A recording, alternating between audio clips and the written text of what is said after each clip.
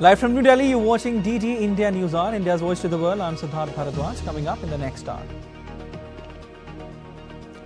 Defiant South Korean President Yoon Suk-yeol refuses to step down to face second impeachment vote on Saturday, vows to fight to the end.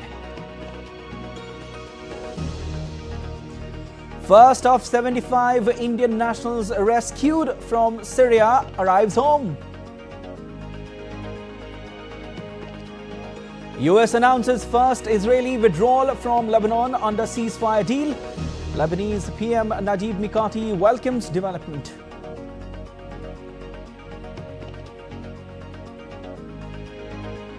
Pressure mounts on global tech giants as Australia decides to charge them if they don't pay for news content. India's D. Gukesh and Chinese Ding Liren continue to slug it out for coveted title at World Chess Championship. Score remains at 6.5 points each.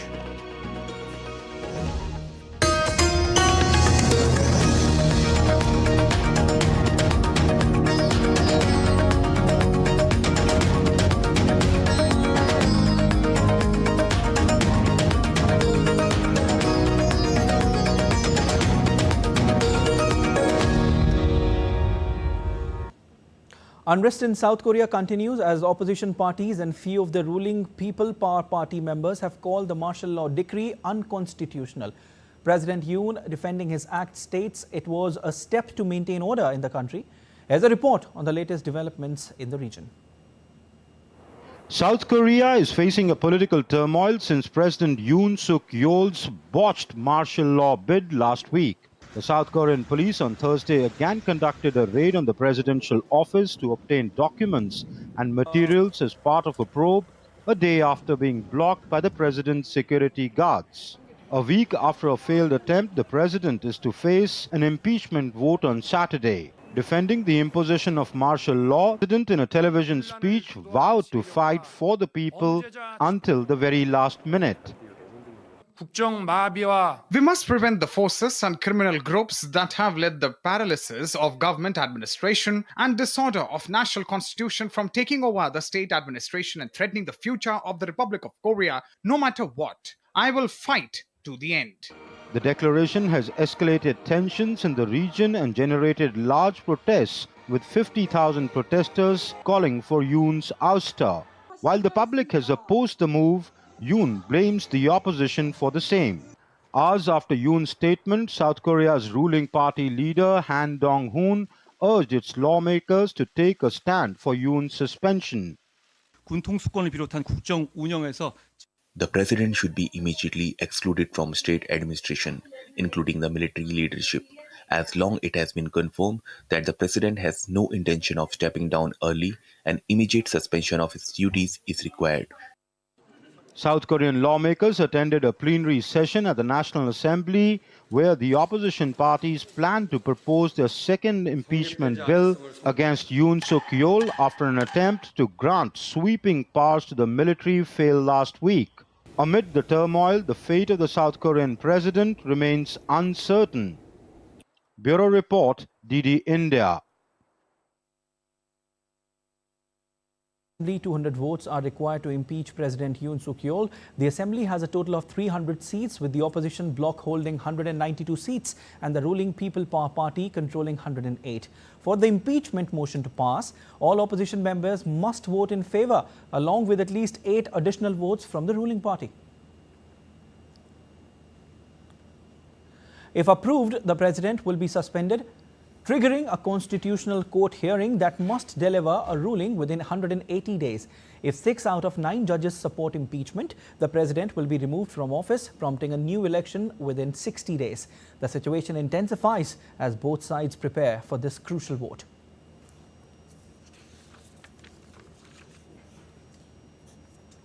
All right, and DD correspondent Amrit Pal Singh joins us live to tell us more about what is happening in South Korea. Hi Amrit, a very good afternoon to you. Amrit, seems like more trouble ahead for South Korean president, though he refused to step down and vowed to fight to the end. How do you analyze the current political scenario there? The politics and the country is in turmoil. The challenges for President Yoon are umpteen. He's battling it on various fronts. Politically, there are legal challenges that he faces. But he remains defiant. He says he'll brazen it out. He seems to have made up his mind. And he realizes very well, like most dictators, that the problem with riding the tiger is the moment you get off the tiger eats you up. So he knows if he steps down, he goes to jail, so he wouldn't want it that way. The military is behind him. His party, though, is making the noises, and they're trying to cut a deal for him to resign and give him some kind of presidential pardon, see that impeachment doesn't happen and a deal is cut, that criminal charges against him are dropped, but he leaves office. But right now, he doesn't seem to be in the mood for that, and that partly is fueled that the party, within the party, his own party, is not united behind him. There are voices in the party which believe that he should be impeached. So given all that, the country faces serious political turmoil. Indeed. And Amrit, in fact, some ruling party members also said they will vote to impeach President Yoon. What does it indicate? Okay, now the problem with the People's Party is that it's divided. There are in the party there are loyalists of President Yoon. In the party there are critiques of him who want him to be impeached, and they've made similar noises. There are others who believe that a middle way should be found. A deal should be cut with the president to make him step down, order elections, and probably give him and his wife some kind of immunity from criminal charges being pressed against him, and he could possibly lead a retired life in the country, or possibly leave the country. But as I said, that President Yoon doesn't seem to be amenable to that proposition, at least now. He believes he can brazen it out. So the party is divided. Let's see what happens on Saturday, because last Saturday 3 of his party members did vote against him, but that wasn't enough to get the numbers to 200. Yeah, true. So they need at least 8.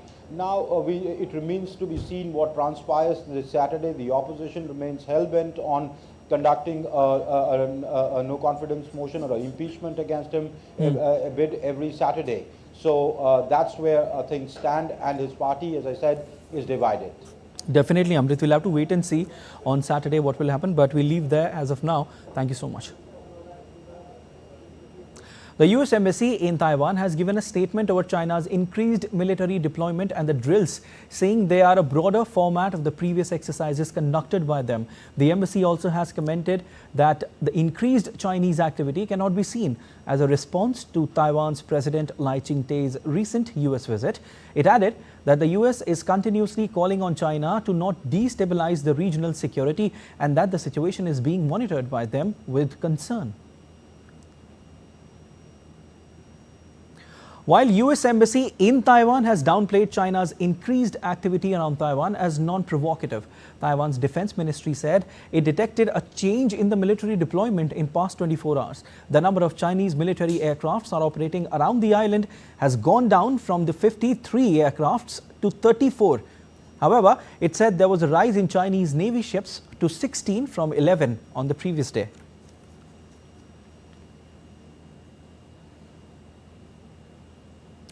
Israeli forces have started their withdrawal from a town in southern Lebanon, marking a significant step in the ceasefire deal that took effect on 27th of November. As part of this agreement, the Lebanese military and the United Nations peacekeepers will deploy in the region, while the Israeli army will continue its withdrawal over the next 60 years. Meanwhile, Hezbollah is also expected to withdraw its forces north of the Litani River and dismantle its military infrastructure in southern Lebanon. Lebanese Prime Minister Najib Mikati has welcomed this development, stating that the deployment of Lebanese troops is a crucial step towards strengthening the army's development in the south and implementing the ceasefire decision. Despite these developments, both sides have accused each other of violating the ceasefire agreement. Meanwhile, the United Nations General Assembly has adopted a resolution calling for an immediate and unconditional ceasefire in Gaza. The resolution was adopted by a vote of 158 to 9, with 13 abstentions, with the United States and Israel among who rejected. Now, the General Assembly often finds itself taking up measures that cannot get through the Security Council, which has been largely paralyzed on hot-button issues such as Gaza and Ukraine due to internal politics. And this time is no different. Washington has insisted on the idea of making a ceasefire conditional on the release of all hostages in Gaza, saying otherwise that Hamas has no incentive to free those in captivity. Deputy U.S. Ambassador Robert Wood repeated that position Wednesday, saying it would be shameful and wrong to adopt the text. The messages we send to the world through these resolutions matter. And both of these resolutions have significant problems. One rewards Hamas and downplays the need to release the hostages, and the other denigrates Israel without providing a path forward to increasing humanitarian assistance to Palestinian civilians. Ahead of the vote, Israel's UN envoy Danny Danon said that this vote is not a vote for compassion, but a vote for complicity. By voting for these resolutions, you are not voting to protect humanitarian values, but to protect an organization that has become a haven for terror. You vote for the resolutions knowing the truth, knowing that UNRWA is not a neutral actor, but an entity hopelessly infiltrated by Hamas. Dozens of representatives of UN member states addressed the assembly before the vote to offer their support to the Palestinians. Palestinian UN Ambassador Riyad Mansour said that Gaza today is bleeding heart of Palestine. Gaza today is the bleeding heart of Palestine and open, painful wound for the human family. Stop the bleeding and restore life in Gaza so it can be once again the beating heart of Palestine. Stop the bleeding so we can restore credibility to our international system, so we can ensure it for future generations, so our people can live, so our region can thrive, so that international peace and security can be preserved. A second resolution calling on Israel to respect the mandate of the UN agency supporting Palestinian refugees, UNRWA, and allow it to continue its operations was passed by Wednesday by a vote of 159 to 9 with 11 abstentions. Israel has voted to ban the organization starting January 28 after accusing some UNRWA employees of taking part in Hamas's devastating attack. In another update, a shooting attack on a bus in the West Bank left 4 people injured, including one Israeli boy who is in critical condition. In a statement, the Israeli military said a terrorist opened fire at an Israeli civilian bus in the area of El Khadr Junction. As a result of the attack, a number of civilians were injured and are currently receiving medical treatment. The area of Bethlehem had been encircled in pursuit of the assailant. U.S. Secretary of State Antony Blinken is on a trip to Jordan and Turkey, aiming to unite regional countries around a shared vision for Syria's future. This comes after the ousting of Syria's longtime authoritarian leader, Bashar al-Assad. The top U.S. diplomat's trip focuses on supporting an inclusive Syrian-led transition to a government that is both accountable and representative. He will discuss the importance of preventing Syria from becoming a base for terrorism or posing a threat to neighboring countries, besides ensuring that a secure and safe destruction of chemical or biological weapons stockpiles take place. Secretary Blinken, will also emphasize that displaced Syrians in the region will continue to need access to protection. In Syria, a caretaker prime minister linked to the rebel group that toppled longtime dictator Bashar al-Assad's regime in Syria has been appointed to oversee the transition of power. Latakia city residents have welcomed the opposition forces with celebrations. Meanwhile, the country's Baath party, which had been led by Assad's family for decades, is suspending its work and activities until further notice. The main commander of the fighters said that he would dissolve the security forces of the former regime, close its prisons and hunt down anyone involved in the torture or killing of detainees. For refugees, the prospect of returning home has brought a mixture of joy and grief over hardship in exile. Syrians lined up at the Turkish border on Wednesday to head home. United Nations Secretary General Antonio Guterres said there were signs of hope in Syria following the overthrow of President Bashar al-Assad by rebel forces over the weekend. Guterres said that the United Nations was committed to a smooth transition of power in Syria. As we speak, we are witnessing the reshaping of the Middle East, with the changes in the correlation of forces among the key regional actors, with the immense tragedy of the Palestinian people, whose right for self-determination and whose right to have their own state must be constantly reaffirmed. But we also see some signs of hope, and signs of hope namely coming from the end of the Syrian dictatorship. Still to come on DD India News Hour. Protests continue in Georgia for 14th consecutive day. Stay with us to know more. US President-elect Donald Trump has invited Chinese President Xi Jinping to attend his inauguration next month. We'll tell you about Swagbot, the AI-powered robot cattle herder.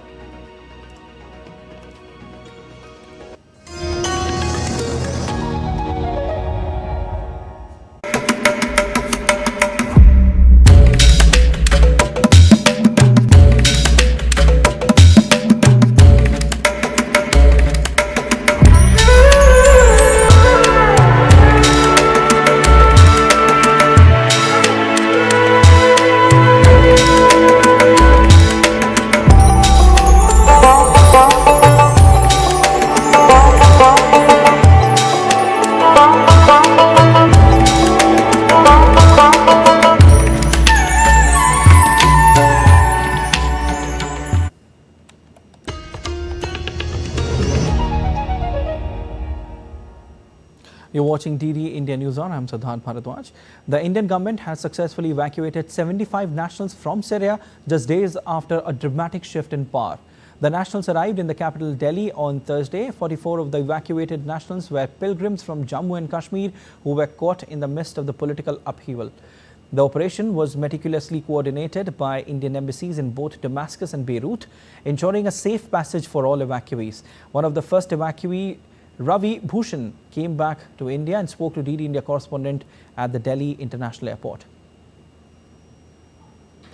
The situation in Syria continues to unfold quite rapidly. In fact, Indian citizens who are stuck there have been rescued by the Indian government led by the MEA. And to talk about that, I have with me Ravi Bhushan, who has just been landed in Delhi. Sir, you are one of the very first people who have been rescued, who have managed to come back to India. Tell us the situation currently in Syria right now.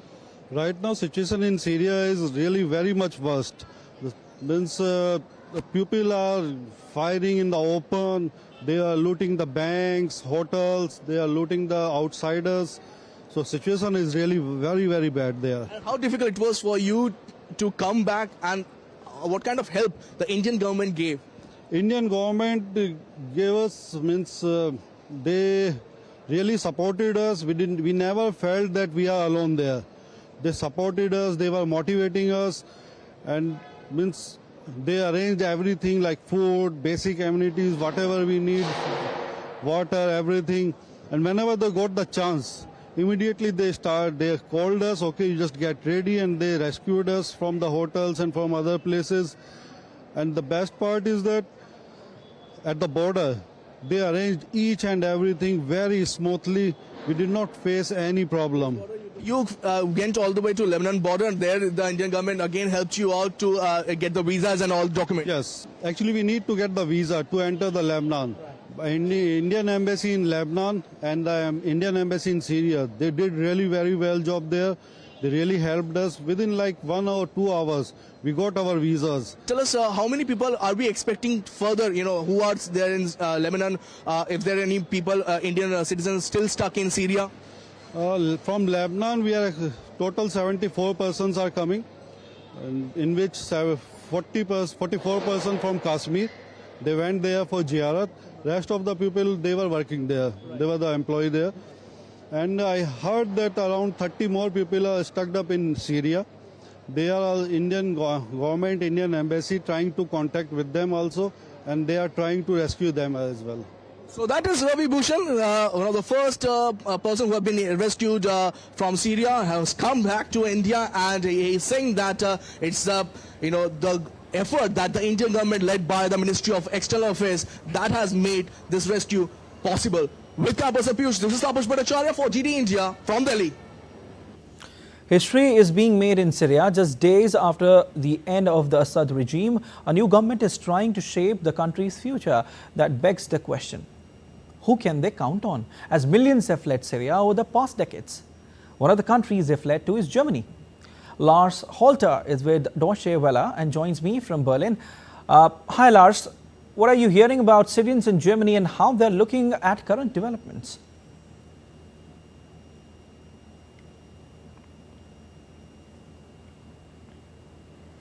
Thanks for having me. Well, let me start with a number. At last count in October, there were 974,136 Syrians in Germany, and around a third of them was actually working here too. Now, there's obviously a political aspect to the current discussion over their future. First of all, Germany has suspended accepting any more Syrians from coming to Germany, as the country is obviously not in a civil war right now, and there is no humanitarian reason any longer for people to flee. Now, taking it one step further, conservative politicians have already called for Syrians to leave Germany as soon as possible and return to their homeland. That is obviously populism at its best. Politicians catering to those on the right who have long been frustrated over the rising numbers of migrants in Germany and the amount of money Germany spends to care for them. However, on the other hand, those politicians aren't entirely wrong. Syria's new leader, Mohammed al-Bashir, has also called upon people to return home, saying that they are needed now to rebuild the country, which he is calling a free country that has its pride and dignity back. Now, pride and dignity is a good start, but you also need an economy, and I guess that's why he's trying to encourage people to come back. But Lars, what would that mean for the German economy then, to lose all these people?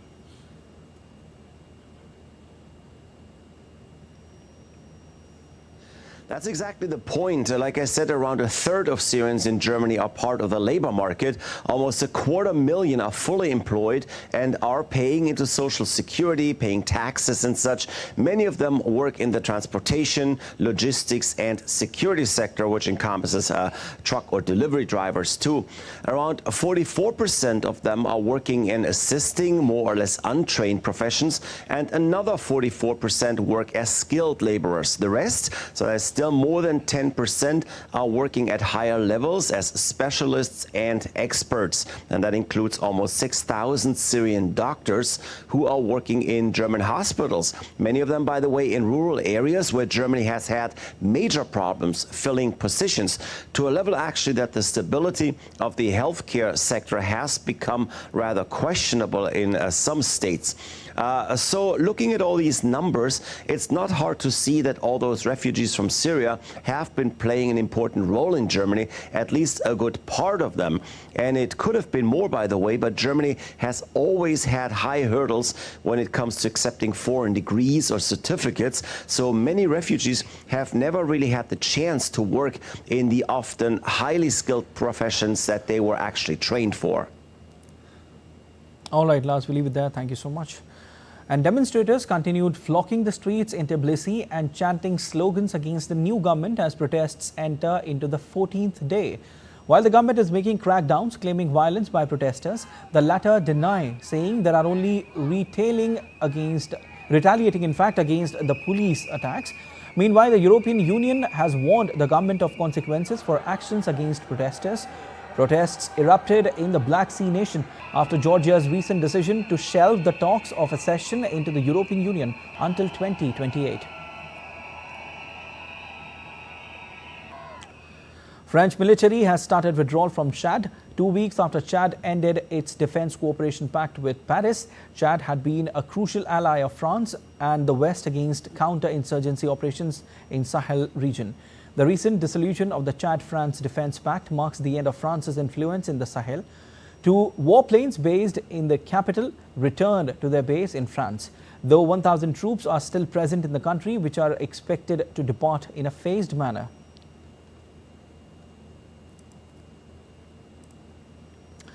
US President-elect Donald Trump has invited Chinese President Xi Jinping to attend his inauguration next month. US media reported on Wednesday. The invitation to the January 20 inauguration in Washington occurred in early November, shortly after the November 5th presidential election. It was not clear if it had been accepted. Trump said in a recent interview that he got along very well with Xi and that they had a communication as recently as this week. Trump has said he will impose an additional 10% tariffs on Chinese goods unless Beijing does more to stop the trafficking of the highly addictive narcotic fentanyl. In late November, China's state media warned Trump that his pledge to slap additional tariffs could drag the world's top two economies into a mutually destructive tariff war.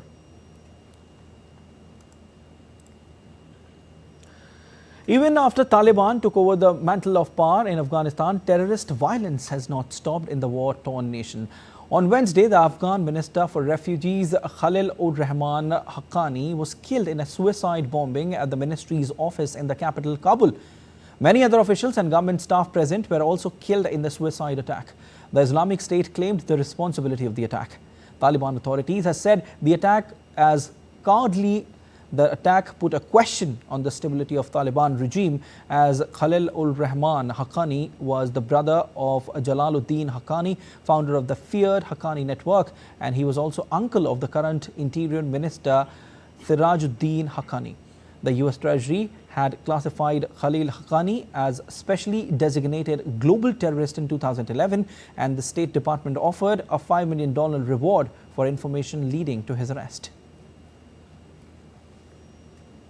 Let's take a look at other stories making news around the world. 4 people were injured after a small plane crashed into a car on a busy highway and split into 2 parts in Texas's Victoria. Authorities have closed the road until further notice for investigation. Hundreds of students protested in front of the Serbian presidency building against a roof collapse that claimed 15 lives in last month in Novi. This tragedy has sparked nationwide protests, citing corruption and inadequate oversight of construction projects as the reason of the accident. Hundreds of Uber and Lyft drivers, along with Independent Drivers Guild, held a massive protest caravan in New York's Manhattan, demanding city officials to enact fair pay of wages and better treatment for rideshare drivers.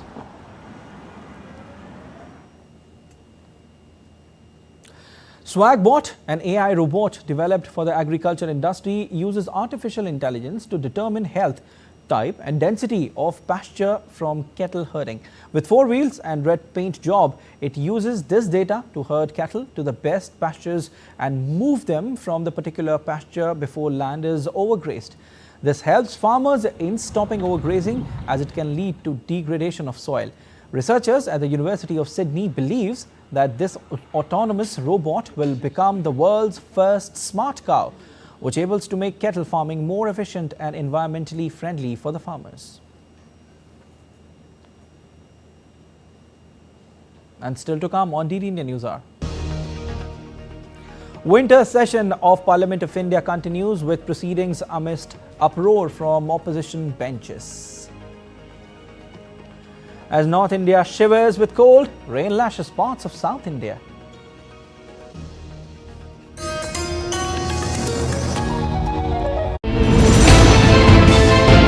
Geopolitics and trade deals.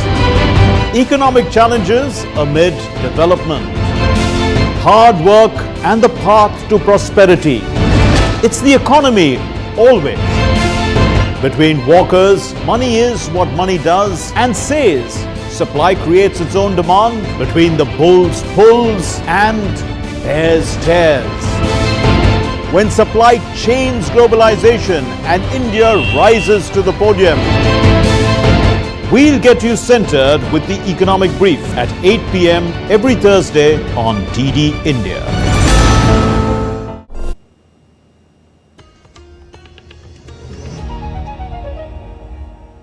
You're watching DD India News. I'm Prasar Bharati and a quick recap of the headlines. Defiant South Korean President Yoon refuses to step down to face second impeachment vote on Saturday, vows to fight to the end. First of 75 Indian nationals rescued from Syria arrives home. US announces first Israeli withdrawal from Lebanon under ceasefire deal. Lebanese PM Najib Mikati welcomes development. Pressure mounts on global tech giants as Australia decides to charge them if they don't pay for news content.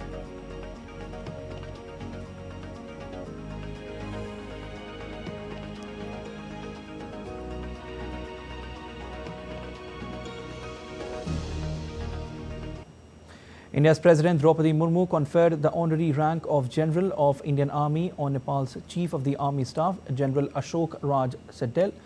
A Nepali Army Chief, General Ashok Raj Sigdel, is in India to strengthen bilateral defense ties and to explore defense collaboration through meetings and industry engagements. He was attending the investiture ceremony at Rashtrapati Bhavan, wherein, as per a unique tradition between the two armies, he was conferred with the honorary rank.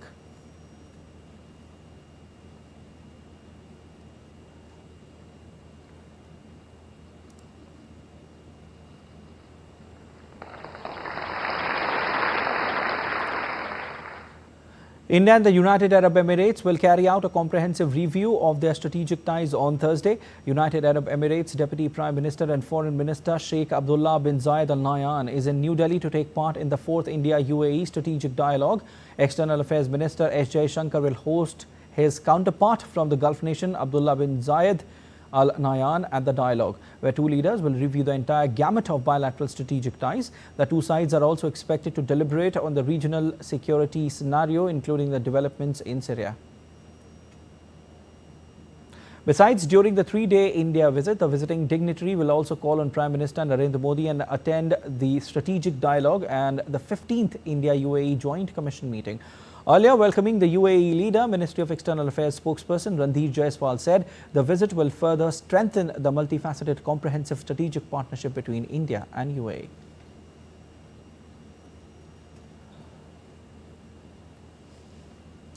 Portugal's Minister of Foreign Affairs, Paulo Hansel, has arrived in Delhi for a 4-day visit from December 12th to 15th. His visit marks another step in the growing ties between India and Portugal, which have gained momentum through high-level exchanges and collaborative initiatives in recent years. The India-Portugal multifaceted ties will enter 50th year in 2025. Notably, just last month, Prime Minister Narendra Modi held a bilateral meeting with his Portuguese counterpart, Luís Montenegro. The discussions emphasized strengthening economic partnerships and exploring new opportunities in renewable energy and green hydrogen. Winter session of the Parliament of India continues with proceedings on Thursday. Rajya Sabha, or the upper house, saw uproar from the opposition over the no confidence notice against Vice President and Chairman Jagdeep Dhankar. Leader of the House, JP Nadda, criticizing frequent disruptions, said that Congress President Mallikarjun Kharge's press conference goes against the fabric of the country. The upper house was adjourned for the day to reconvene on Friday. खड़गे जी जो बहुत senior leader हैं, वयोवृद्ध नेता हमारे जो बहुत ही तजुर्बेकार हैं, उन्होंने एक प्रेस कॉन्फ्रेंस करके चेयर को क्रिटिसाइज किया। ये बहुत ही आपत्तिजनक है। दिस इज ऑब्जेक्शनेबल, ये कंडेमनेबल है, ये निंदनीय है। The proceedings in the lower house or the Lok Sabha began with question hour, where Road Transport and Highways Minister Nitin Gadkari replied to the questions regarding data on road accident fatalities. After a short adjournment, the lower house took up the Disaster Management Amendment Bill 2024 for discussion and passing.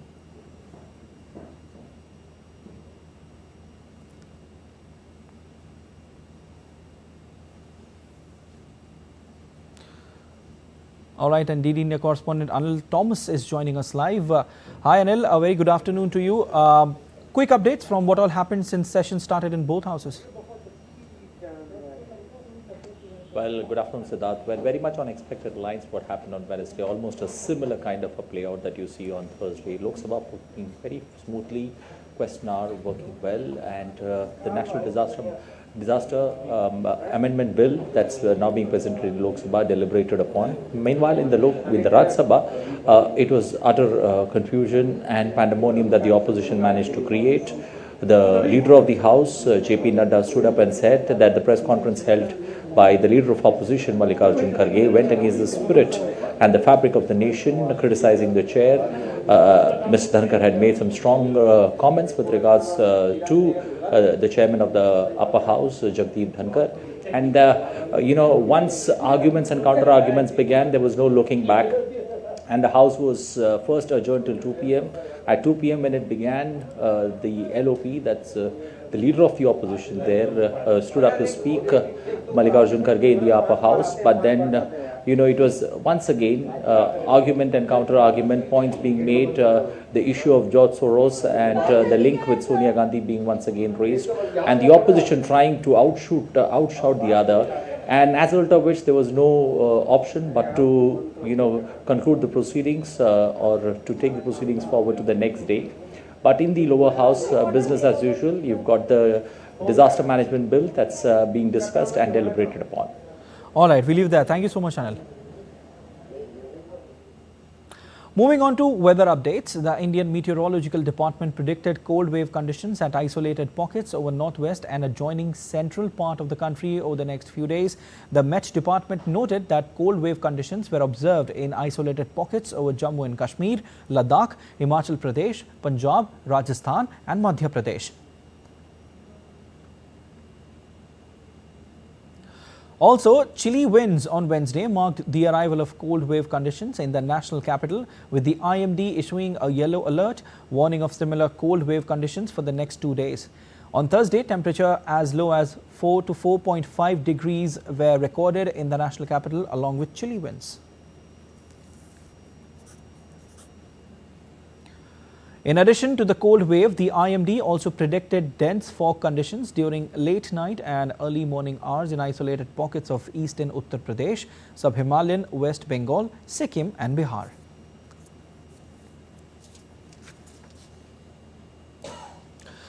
The southern states of Tamil Nadu and Andhra Pradesh are experiencing heavy rainfall due to a significant low pressure area hovering over the southwest and adjoining southeast Bay of Bengal. Schools in 12 districts of Tamil Nadu will remain closed due to heavy rain warnings. This weather phenomenon has prompted the issuance of an orange alert for Tamil Nadu, Puducherry, Kerala, indicating expectations of heavy to very heavy rain. A yellow alert signaling rain is in place for coastal Andhra Pradesh and south interior Karnataka over the next 2 days. The weather forecast signifies the potential for severe weather conditions in these regions, with residents advised to prepare for the upcoming heavy rains.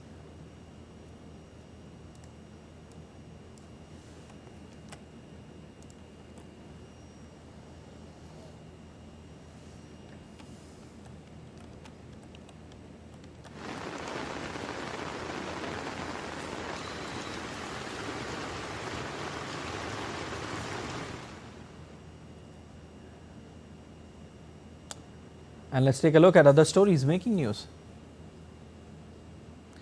Based on intelligence input, security forces uncovered a terrorist hideout in the Mahore area of Riasi district in Jammu and Kashmir.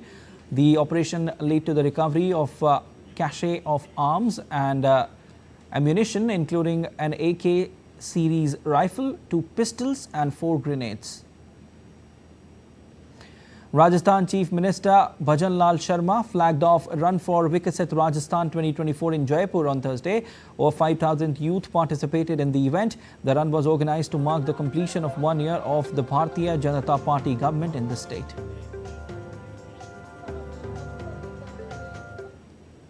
Preparations are in full swing in Prayagraj of Uttar Pradesh for Mahakumbh 2025.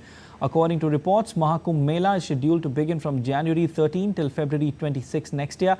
The upcoming Mahakumbh is expected to draw an overwhelming crowd of 40 crore pilgrims.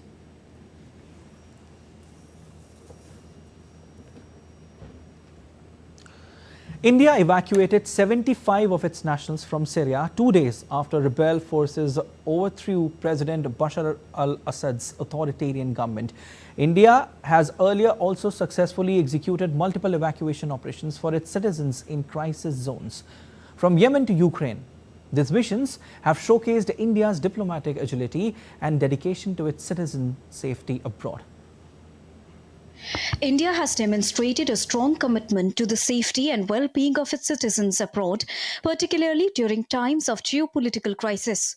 Operations in the past few years highlight the country's diplomatic agility and logistical capabilities in evacuating nationals from conflict zones. Let's take a look at some of the notable operations. Operation Homecoming 2011. This operation evacuated 15,400 Indian nationals from Libya during its internal conflict. Kerala Nurses Rescue in the year 2014. The Indian government successfully brought back 46 nurses trapped in Iraq's Tikrit, ensuring their safe return from areas controlled by ISIS. 2015 Operation Rahat. Over 4,000 Indians and foreign nationals were evacuated from Yemen amid the civil war, facilitated by a call from Prime Minister Narendra Modi to the Saudi King. 2020 Operation Samudra Setu. During the COVID-19 pandemic, the Indian Navy rescued around 4,000 Indians stranded at sea, covering over 23,000 kilometers. From 2020 to 2022, Operation Vande Bharat mission took place, which was one of the largest civilian evacuation efforts, facilitating the return of nearly 2.97 crore Indians from abroad during the pandemic. 2021 Operation Devi Shakti. Following the Taliban takeover of Afghanistan, India rescued 669 individuals, including Indian nationals and members of the Afghan, Hindu and Sikh minority community. 2022 Operation Ganga. Over 22,500 Indians were evacuated from Ukraine amid the conflict, with extensive airlift operations conducted. 2023 Operation Kaveri. In response to conflict in Sudan, this operation successfully evacuated over 3,000 Indians from various locations within the country. The Global Economic Policy Forum 2024 is underway in New Delhi. While the forum deliberates on global issues, the deliberations benefit India's policy making, particularly in terms of ideas for achieving India's ambition of becoming a developed nation by 2047. Addressing the forum, India's Chief Economic Advisor, Dr. V. Anant Nageshwaran, emphasized the key priorities areas for India in medium term, which includes India's priorities in medium term, making agriculture productive and resilient, generating employment and skill development, promotion of MSMEs and manufacturing industries, encouraging innovation through research and development, addressing climate change while ensuring energy security.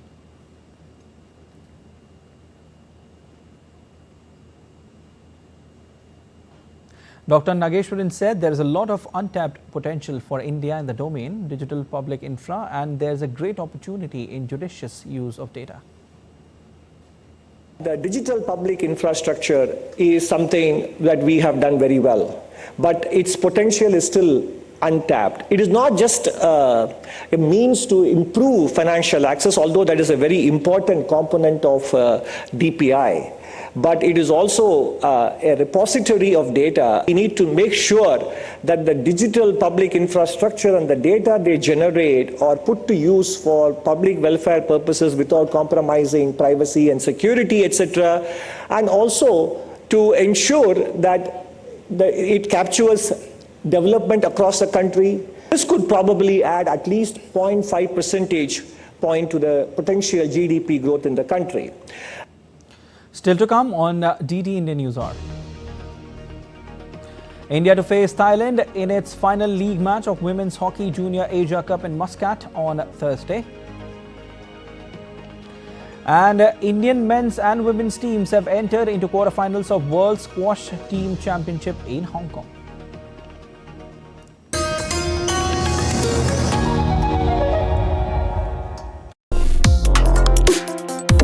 Complex issues, hidden agendas, twists and turns, strategic games.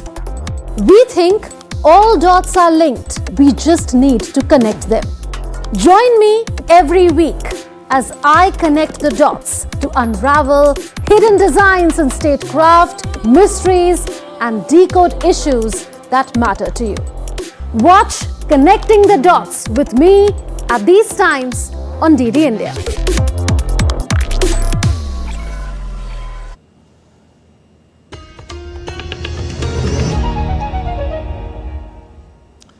You're watching DD India News Hour. I'm Siddharth Bharadwaj. Google announced the launch of Gemini 2.0, its most advanced artificial intelligence model to date, as the world's tech giants race to take the lead in the fast developing technology. Gemini 2.0 is initially being rolled out to developers and trusted testers, with plans for broader integration across Google's products, particularly in search and the Gemini platform. The release sent shares in Google soaring by more than 4% on Wall Street a day after stock already gained 3.5% after the release of a breakthrough quantum chip. Australia plans new rules to create a financial incentive for big tech firms to pay Australian media companies for news content on their platforms. The move is described as a news bargaining initiative. It piles pressure on global tech giants like Facebook owner Meta Platforms and Google to pay publishers for content or face the risk of paying millions to continue operations in Australia. The platforms at risk of charge will be significant social media platforms and search engines with an Australian-based revenue in excess of $250 million. Australia in 2021 passed laws to make the US tech giants to compensate media companies for the links that drive readers and advertising revenue to their platforms. Thai Prime Minister Paetongtarn Shinawatra pledged new populist measures on Thursday in an attempt to shore up support for her government and boost an economy held back by high household debt, tight lending and tepid consumption. In a televised address on the government's performance during her first 3 months in office, Paetongtarn said her administration would provide soft loans for community businesses, funds for villages, cheap housing for low-income workers in Bangkok, energy price cuts and a flat rate for urban rail travel. She added that the government would formalize and regulate underground business that accounted for an estimated 49% of Thailand's gross domestic product. That move is aimed at protecting consumers and generating government income. Korean Air has completed its protracted purchase of South Korean rival Asiana Airlines, making it one of Asia's biggest carriers. The $1.3 billion deal was first announced 4 years ago by South Korea's largest carrier to rescue debt-laden Asiana, which was grappling with a plunge in demand during the COVID-19 pandemic. It is the longest ever merger to complete between airlines. The enlarged Korean Air Group could account for just over half of South Korea's passenger capacity and would become the world's 12th largest airline by international capacity. Asiana will hold an extraordinary general meeting of shareholders on January 16 to appoint new board dictators nominated by Korean Air. Time now for sport update. And defending champion Ding Liren of China and his Indian challenger D. Gukesh are squaring off in the 14th and final game of World Chess Championship in Singapore on Thursday. The duo played out a draw in the 13th game to remain level at 6.5 points each. Both grandmasters have won 2 games each, while rest of the matches were drawn. If the final game also ends in a draw, then the title will be decided by a fast-paced tiebreaker game on Friday.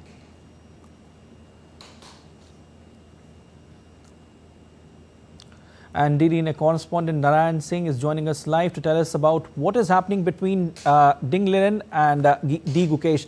Hi Narayan, a very good afternoon to you. What is happening? 14th and final round. Both the players must be, vying for this victory. It's happening since 14 rounds. First, everything before telling you just tell us that what will happen if this round will also be ending in a draw. One of the, we can say, the most thrilling World Championship final. It is going, we can say that in the last round where it will decide who will be the crowned the World Championship. We know that today whosoever will win will be crowned as the World Champion, because so far the points are 6.5 each to each player. So it will be important for both the players, and if this match also ended in a draw, definitely it will go in a, we can say, the fastest format, that is the rapid format that will be played for the first round to decide the winner. There will be 4 matches in it, and the player who will capture 2.5 points first will be the winner. For each game there will be 15 minutes. Then after that, the result remains, we can say that they are also in nobody's favor. Then again they will go for the mini rapid round, which will be, we can say, the more short game of the chess. And after that, the next round will be the result that doesn't come there also. There will be the blitz round, and finally, if the round after the blitz round, it may go to the sudden death. Through sudden death, the result will come. But we are hoping that Gukesh, the kind of talent he is, he can go to all guns to get a result here. And the kind of throughout, especially in the 11th game, the kind of chess he played, it was fantastic. And we are hoping that with the black pieces too, he can do miracle. If you take a look in the 2010 final, where Anand was playing his last game in the World Chess Championship final against Topalov, against with the black pieces. So he won that championship again. So he can take inspiration from Anand, that even with the black pieces he can do a miracle here. And if you take a record of both the players, especially of the Ding Lijin against the Gukesh, so far he has defeated Gukesh 4 times in his career, and 3 times with the black pieces. Indeed. And last time in the round of in the last round, where he won the match with the white pieces. So all in all, the full chances are that Gukesh can do his best here, and it's a golden opportunity for him to become the youngest world champion. A golden opportunity certainly for D. Gukesh, and we'll have to wait and see what will happen. But we leave it there. Thank you so much, Narayan. And India will take on Thailand in the 4th and final league match of Women's Hockey Junior Asia Cup in Muscat on Thursday. In the last match, China defeated India 2-1 in a tightly contested 3rd Pool A match. The defending champion India had earlier registered convincing wins against Bangladesh and Malaysia in their first 2 matches. The top 2 teams from each pool will not just confirm a semi-final spot, but also place in the FIH Junior World Cup next year. Indian men's and women's teams have entered into quarterfinals of World Squash Team Championships in Hong Kong. The Indian men's team will face France in the quarterfinals on Thursday. They made it into a knockout stage after completing a comeback win. They overturned a 0-1 deficit to win 2-1 against Malaysia. Meanwhile, the women's team will compete against the United States of America in the quarterfinals also on Thursday. The women's team stunned 9-time champions Australia to advance to the final 8. Their victory was spearheaded by Anahat Singh and Akanksha, who won their matches in straight games, helping India win 2-1. World Football Governing Body FIFA on Wednesday announced the 2030 men's competition will be held in Spain, Portugal and Morocco. The 2030 World Cup takes place across 3 continents and 6 nations, with one-off matches in Uruguay, Argentina and Paraguay hosting celebratory games to mark the tournament's centenary. The FIFA Extraordinary Congress meeting also confirmed Saudi Arabia as the host of the 2034 FIFA World Cup on Wednesday. It is a great pleasure that I can confirm that the host of the FIFA World Cup 2034 will be Saudi Arabia. Mabruk, Mabruk to our friends in Riyadh. Jubilant soccer fans jumped up and down and cheered in Riyadh on Wednesday as Saudi Arabia was confirmed as the host of 2034 World Cup. Saudi Arabia will become the second Middle Eastern nation to host the tournament after Qatar staged the tournament in 2022.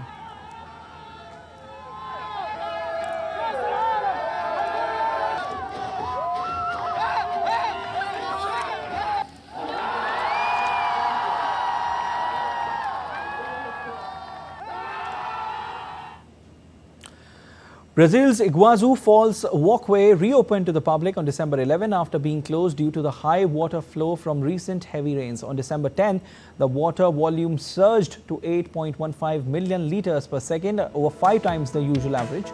Tourists expressed surprise and awe at the dramatic increase in water volume, with some describing it as the most impressive they had seen in years.